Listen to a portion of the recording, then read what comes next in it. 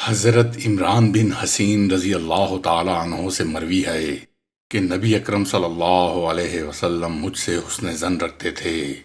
ایک مرتبہ حضور صلی اللہ علیہ وسلم نے فرمایا، اے عمران، تمہارا میرے نزدیک ایک خاص مقام ہے، کیا تم میری بیٹی فاطمہ کی عیادت کو چلو گے؟ میں نے کہا، میرے ماں باپ آپ پر قربان، ضرور چلوں گا۔ چنانچہ ہم روانہ ہو گئے اور حضرت فاطمہ رضی اللہ تعالی عنہ کے دروازے پر پہنچے۔ آپ صلی اللہ علیہ وسلم نے دروازہ کھٹکھٹایا اور سلام کے بعد اندر آنے کی اجازت طلب فرمائی۔ حضرت بی بی فاطمہ نے فرمایا، تشریف لائیے۔ آپ صلی اللہ علیہ وسلم نے فرمایا، میرے ساتھ ایک اور شخص بھی ہے۔ پوچھا گیا کہ حضور دوسرا کون ہے؟ آپ صلی اللہ علیہ وسلم نے فرمایا، عمران۔ حضرت بی بی فاطمہ بولیں، رب ذوالجلال کی قسم، جس نے آپ کو حق کے ساتھ مبعوث فرمایا، میں صرف ایک چادر سے تمام جسم چھپائے ہوئے ہوں۔ آپ صلی اللہ علیہ وسلم نے دست اقدس کے اشارے سے فرمایا کہ تم ایسے ایسے پردہ کر لو۔ انہوں نے عرض کیا، اس طرح میرا جسم تو ڈھک جاتا ہے مگر سر نہیں چھپتا۔ آپ صلی اللہ علیہ وآلہ وسلم نے ان کی طرف ایک چادر پھینکی اور فرمایا، تم اس سے سر ڈھانپ لو۔ اس کے بعد آپ صلی اللہ علیہ وآلہ وسلم گھر میں داخل ہوئے اور سلام کے بعد پوچھا، بیٹی کیسی ہو؟ بی بی فاطمہ نے عرض کیا، ابا جان، مجھے دوہری تکلیف ہے، ایک بیماری کی تکلیف، دوسری بھوک کی تکلیف۔ میرے پاس ایسی کوئی چیز نہیں ہے جسے کھا کر بھوک مٹا سکوں۔ رسول اللہ صلی اللہ علیہ وآلہ وسلم یہ سن کر اشکبار ہو گئے اور فرمایا، بیٹی گھبراؤ نہیں، رب کعبہ کی قسم، میرا رب کے یہاں تم سے زیادہ مرتبہ ہے، مگر میں نے 3 دن سے کچھ نہیں کھایا ہے۔ اگر میں اللہ تعالیٰ سے مانگوں تو مجھے ضرور کھلا دے، مگر میں نے آخرت کو دنیا پر ترجیح دی ہے۔ پھر آپ صلی اللہ علیہ وآلہ وسلم نے حضرت بی بی فاطمہ کے کاندھے پر ہاتھ رکھ کر فرمایا، خوش ہو جاؤ، تم جنتی عورتوں کی سردار ہو۔ انہوں نے پوچھا، حضرت آسیہ اور حضرت مریم سلام اللہ علیہا کہاں ہوں گی؟ آپ نے فرمایا، آسیہ اپنے زمانے کی عورتوں کی اور تم اپنے زمانے کی عورتوں کی سردار ہو۔ تم جنت کے ایسے محلات میں رہو گی جس میں کوئی عیب، کوئی دکھ اور کوئی تکلیف نہیں ہوگی۔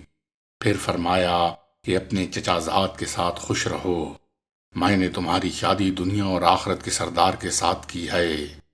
حضرت ابن عباس رضی اللہ تعالی عنہ سے روایت ہے کہ نبی اکرم صلی اللہ علیہ وآلہ وسلم تشریف فرما تھے اور حضرت جبریل علیہ السلام بھی پاس بیٹھے تھے کہ جبریل کہنے لگے کہ یہ ایک فرشتہ آسمان سے اترا ہے جو پہلے کبھی نازل نہیں ہوا، اس نے اللہ تعالیٰ سے آپ کی زیارت کی اجازت لی ہے۔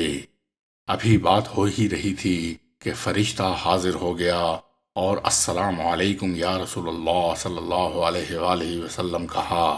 آپ صلی اللہ علیہ وآلہ وسلم نے جواب میں وعلیکم السلام کہا۔ فرشتہ کہنے لگا کہ اللہ تعالیٰ آپ کو یہ اختیار دیتے ہیں کہ یا تو کائنات کے خزانے اور کنجیاں آپ کو دے دی جائیں جو نہ آپ سے پہلے کسی کو نصیب ہوئیں اور نہ ہی آپ کے بعد کسی کو ملیں گی، اور اس سے آپ کے ذخیرہ آخرت میں بھی کچھ کمی واقع نہ ہوگی، یا پھر اسے قیامت کے دن کے لیے ہی جمع کر دیا جائے۔ آپ صلی اللہ علیہ وآلہ وسلم نے ارشاد فرمایا کہ قیامت کے دن کے لیے ہی جمع ہو جائے تو بہتر ہے۔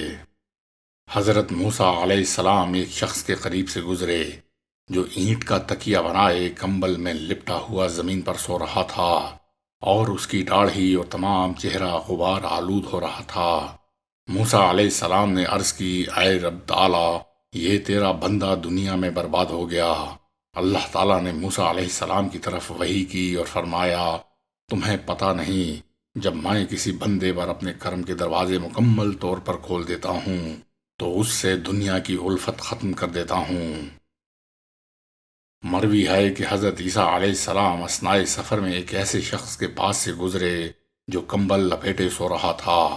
آپ نے اسے جگا کر فرمایا، اے سونے والے، اٹھ اور اللہ کو یاد کر۔ اس شخص نے کہا تم مجھ سے اور کیا چاہتے ہو کہ میں نے دنیا کو دنیا داروں کے لیے چھوڑ دیا ہے؟ آپ نے فرمایا تو پھر اے میرے دوست سو جا۔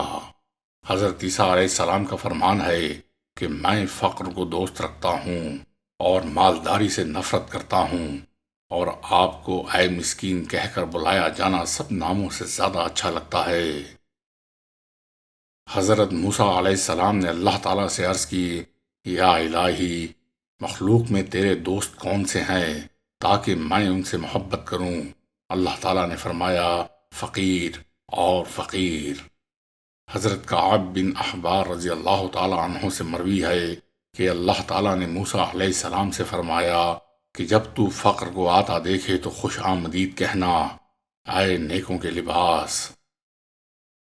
منقول ہے کہ اللہ تعالیٰ کے ایک نبی کا ساحل دریا سے گزر ہوا، وہاں انہوں نے دیکھا کہ ایک شخص مچھلیوں کا شکار کر رہا ہے۔ اس نے اللہ تعالیٰ کا نام لے کر دریا میں جال ڈالا مگر کوئی مچھلی نہ پھنسی۔ پھر انہی نبی کا گزر ایک دوسرے شخص کے پاس سے ہوا جو مچھلیوں کا شکار کر رہا تھا۔ اس نے شیطان کا نام لے کر جال پھینکا، جب جال کھینچا تو وہ مچھلیوں سے بھرا ہوا نکلا۔ اللہ کے نبی نے بارگاہ رب العزت میں عرض کی، اے عالم الغیب، اس میں کیا راز ہے؟ اللہ تعالیٰ نے فرشتوں کو حکم دیا کہ میرے نبی کو ان دو شخصوں کا مقام آخرت دکھلاؤ۔ جب انہوں نے پہلے شخص کا اللہ تعالیٰ کے حضور عزت و وقار اور دوسرے شخص کی بے حرمتی دیکھی تو بے ساختہ کہہ اٹھے، الہ العالمین، میں تیری تقسیم پر راضی ہوں۔ بعض کتب سابقہ میں مرقوم تھا کہ اللہ تعالیٰ نے اپنے بعض انبیاء علیہ السلام پر وحی کی کہ میری دشمنی سے ڈرو، اگر میں نے تجھے دشمن بنا لیا تو میری آنکھ سے گر جائے گا اور میں تجھ پر مال و دولت کی بارش کر دوں گا۔ یعنی مال و دولت کی فراوانی اللہ تعالیٰ کے یہاں بے قدری کی موجب ہے۔ اللہ تعالیٰ نے حضرت اسماعیل علیہ السلام کی طرف وحی کی کہ مجھے شکستہ دلوں کے یہاں تلاش کرنا۔ آپ نے پوچھا وہ کون لوگ ہیں؟ رب تعالیٰ نے فرمایا وہ سچے فقراء ہیں۔ حضرت امام قشیری رحمۃ اللہ علیہ نے فرمایا کہ میں نے استاد ابو علی دقاق کو فرماتے سنا کہ کسی نے ان سے حضرت صلی اللہ علیہ وآلہ وسلم کے فرمان کہ محتاجی قریب ہے کہ کفر بن جائے کے متعلق سوال کیا، تو انہوں نے فرمایا کہ کسی چیز کی آفت اور اس کی ضد اسی چیز کی فضیلت اور اس کی قدر کے مطابق ہوا کرتی ہے۔ چنانچہ جو چیز فی نفس ہی افضل و بہتر ہے، اس کی ضد اور آفت اسی قدر ناقص درجے کی ہوتی ہے۔ مثلا ایمان اشرف ترین خصلت ہے، اس لیے اس کی ضد کفر ہے۔ لہذا جب فقر پر کفر کا خطرہ قرار پایا تو معلوم ہوا کہ فقر اشرف ترین خصلت ہے۔ کہتے ہیں کہ اللہ تعالیٰ نے موسیٰ علیہ السلام کی طرف وحی بھیجی کہ کیا تو یہ چاہتا ہے کہ قیامت کے دن تمہاری نیکیاں تمام لوگوں کی نیکیوں جتنی ہوں؟ عرض کیا ہاں میں چاہتا ہوں۔ حکم ہوا مریض کی عیادت کیا کرو، فقراء کے کپڑوں سے جوئیں نکالا کرو۔ اس پر موسیٰ علیہ السلام نے ہر ماہ میں 7 دن مقرر کیے جن میں فقراء کے ہاں چکر لگاتے اور ان کے کپڑوں سے جوئیں اور مریضوں کی عیادت کرتے۔